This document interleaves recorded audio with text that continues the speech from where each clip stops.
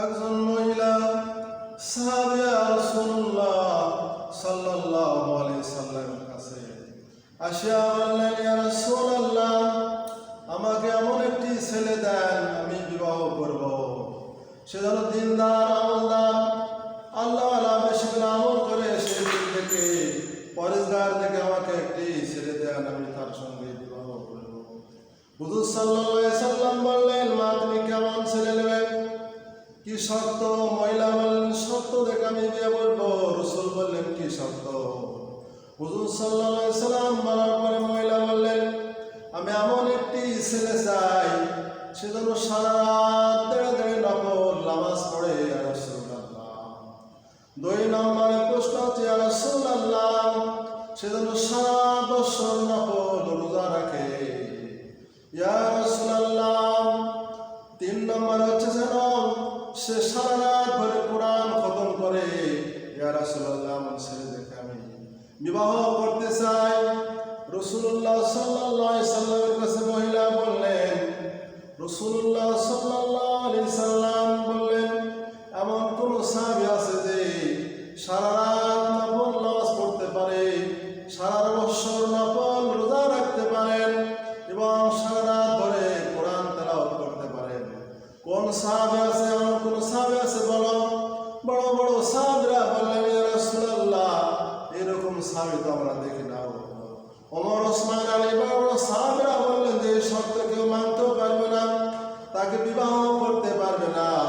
হুজুর সাল্লাল্লাহু আলাইহি সাল্লাম যখন এই কথাগুলো বললেন, এক সাহাবী বলতেছেন, ইয়া রাসূলুল্লাহ, আমি করব, আমি আমল করি, আমি আমল করব, সে আমি তাকে বিবাহ করব।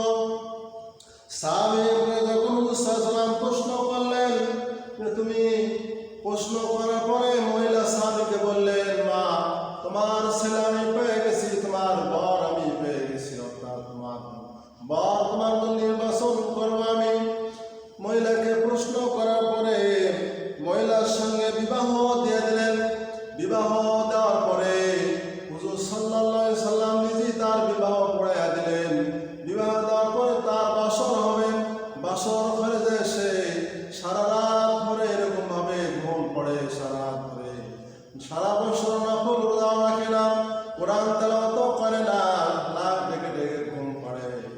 রাসূলুল্লাহ সাল্লাল্লাহু আলাইহি সাল্লামের কাছে আসেন, বললেন, ইয়া রাসূলুল্লাহ, আপনি আমাকে এমন একটি ছেলে দিলেন, সে তো সারা রাত ঘুম পড়েন, সারা রাত তো কোরআন শরীফও পড়ে না, সারা বছর তো নফল রোজাও রাখে না। ফজর হওয়ার সঙ্গে সঙ্গে, দিন হওয়ার সঙ্গে সঙ্গে সে খানায় বসে যায়। ইয়া রাসূলুল্লাহ, আমার তো মনের আশা পূরণ হলো না। হুজুর সাল্লাল্লাহু আলাইহি সাল্লাম সাহাবীকে ডাকলেন। সাহাবীকে ডাকার পরে বললেন, সাহাবী, তুমি যে শর্ত দিলা, সেই শর্ত অনুযায়ী তোমার সঙ্গে আমি বিবাহ দিয়ে দিলাম। মহিলা আমার কাছে বিচার দিল।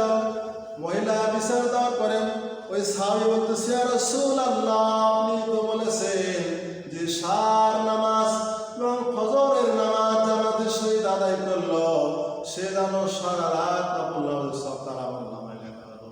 ইয়া রাসূলুল্লাহ, আপনি তো বলেছেন। হুজুর সাল্লাল্লাহু আলাইহি সাল্লাম বললেন, ঠিক আছে, তোমার আমল।